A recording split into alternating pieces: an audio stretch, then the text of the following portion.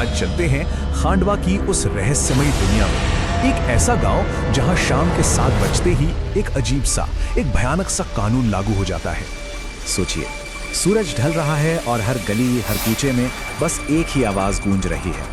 ये महज एक चेतावनी नहीं है, ये एक इशारा है कि अब दरवाजे बंद करिए और छिप जाने का वक्त हो गया है। और हमारी कहानी का सेंटर पॉइंट है राणा और उनका बेटा देव। दोनों बड़ी फुर्ती और सावधानी से घर के दरवाजे, खिड़कियां सब कुछ बंद कर रहे हैं, मानो किसी आने वाले तूफान की तैयारी है। राणा देव को बार बार याद दिलाता, पर्दे लगाना सबसे जरूरी है। और ये पर्दे इसलिए नहीं है कि उनसे छिपा जा सके, नहीं, ये पर्दे इसलिए हैं ताकि उन्हें देखा ना जा सके, उनसे बात न की जा सके या फिर उनकी किसी चाल में ना फंसा जा सके। क्योंकि इस गांव में बहुत से लोग ये गलती कर चुके हैं और इसकी कीमत अपनी जान देकर चुकाई है। और ठीक उसी वक्त जब देव पर्दे खींच रहा होता है, उसकी नजर बाहर एक ऐसी शख्सियत पर पड़ती है जिसे देखकर उसके पैरों तले जमीन खिसक जाती है। वो उसकी माँ है, नंदिनी, वही नंदिनी जिसे सब मरा हुआ मानते हैं। तो बस यहीं से घर के अंदर एक अजीब सा टकराव शुरू हो जाता है। एक तरफ देव है जिसका दिल कह रहा है मेरी माँ जिंदा है, और दूसरी तरफ है उसके पिता राणा जिनकी हकीकत सख्त है, तुम्हारी माँ मर चुकी है। बाहर खड़ी वो परछाई जो नंदिनी जैसी दिखती है, देव से मिन्नतें करती है, मैं जिंदा हूँ, तुम्हारे पिता झूठ बोल रहे हैं, मुझे अंदर आने दो, वो बाशिंदे बस आते ही होंगे।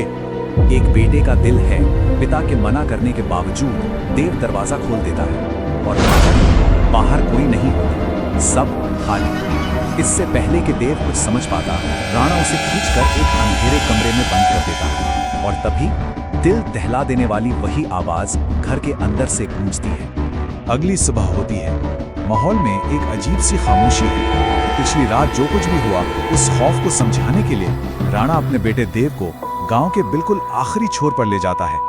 अब वक्त आ गया था मां की मौत का सच बताने का। राणा बताना शुरू करता है कि कैसे उस रात वो लोग गांव में बहुत देर से पहुंचे थे। सुबह 4 बजे उन्हें सूरज निकलने तक छिपना पड़ा, और छिपते छिपाते ही नंदिनी को किसी बच्चे के रोने की आवाज सुनाई। वो मदद के लिए बाहर निकली, और बस यही उसकी सबसे बड़ी भूल थी। उन बाशिंदों ने उसे चारों तरफ से घेर लिया। राणा तो जैसे तैसे भागकर एक खाली पड़ी बस में घुस गया, लेकिन नंदिनी पीछे रह गई। तो ये बाशिंदे हैं कौन? असल में ये कोई और नहीं बल्कि इसी खांडवा गांव के मरे हुए लोग हैं। वो रूहें जो शाम के 7 बजते ही जिंदा इंसानों को अपना शिकार बनाने निकलती हैं। देव अभी अपने पिता की सुनाई कहानी से जूझ ही रहा होता है कि उसकी नजर गांव के एक आदमी बब्बन पर पड़ती है। बब्बन कुछ ऐसा कहता है, एक ऐसा सवाल खड़ा करता है जो राणा की पूरी कहानी पर ही शक का एक गहरा बादल डाल देता है। और वो सवाल बहुत सीधा था लेकिन चुभने वाला। बब्बन कहता है, इस गांव में जो भी रात को बाहर रह जाता है वो मर जाता है। तो फिर ये कैसे हो सकता है कि राणा तो बच गया लेकिन उसकी बीवी नहीं बच पाई? ये तो कहानी का पूरा रुख ही बदल देता है। अब देव के मन में शक का बीज पड़ चुका था। जैसे ही शाम के 7 बजने की घंटी बजती है, वो बब्बन के पीछे लग जाता है। उसे सच जानना था कि उस रात बब्बन में आखिर देखा क्या था। कर्फ्यू की वजह से देव को बब्बन के घर में ही पनाह लेनी पड़ती है, और यहीं इसी घर में इस कहानी का सबसे बड़ा राज खुलने वाला था। बब्बन बताता है कि राणा ने जो कहा वो काफी हद तक सच है। उसने देखा था कि कैसे बाशिंदों ने नंदिनी पर हमला किया। उसने ये भी देखा कि राणा बस के अंदर छिप गया था, लेकिन उसने एक और चीज देखी। बाशिंदे बस के चारों तरफ थे, चिल्ला रहे थे, दरवाजे पीट रहे थे, मगर किसी वजह से वो बस के अंदर घुस नहीं पा रहे थे। और जैसे ही बब्बन ये राज बता रहा होता है, ठीक उसी वक्त बाहर से फिर वही आवाज आती है, देव की मां की आवाज, जो बब्बन को दरवाजा खोलने के लिए ललकार रही थी। और फिर वो होता है जिसकी देव ने कल्पना भी नहीं की थी।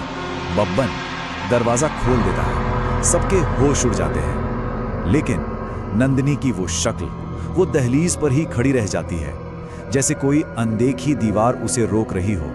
वो अंदर आ ही नहीं सकती। बस यही वो कड़ी है जो सबको जोड़ देती है। वो सवाल जो पहले अधूरा था अब पूरा हो गया है। वो बाशिंदे उस रात बस के अंदर क्यों नहीं जा पाए थे, और ये रूह आज इस घर के अंदर क्यों नहीं आ पा रही है? और बब्बन, जिसने अगली सुबह उस बस की तलाशी ली थी, अब उस राज से पर्दा उठाता है। जवाब बहुत ही सीधा और ताकतवर था। जवाब था एक रुद्राक्ष। उस बस के दरवाजे पर एक रुद्राक्ष लगा हुआ था। वही रुद्राक्ष जिसने उस रात राणा की जान बचाई थी। वो रुद्राक्ष आज भी एक ऐसी पवित्र चीज है जो उन बाशिंदों को किसी भी बंद जगह के अंदर आने से रोक देती है। लेकिन कहानी यहाँ खत्म नहीं होती। ये एक और ज्यादा खौफनाक सवाल खड़ा करती है। अगर एक रुद्राक्ष जान बचा सकता था और राणा बस के अंदर सुरक्षित था, तो उसने अपनी पत्नी को बचाने की कोशिश क्यों नहीं की? उसने नंदिनी को बाहर मरने के लिए क्यों छोड़ दिया? ये एक ऐसा सवाल है जो उस रात की पूरी सच्चाई पर और राणा के किरदार पर एक बहुत ही गहरा पर्दा डाल जाता है।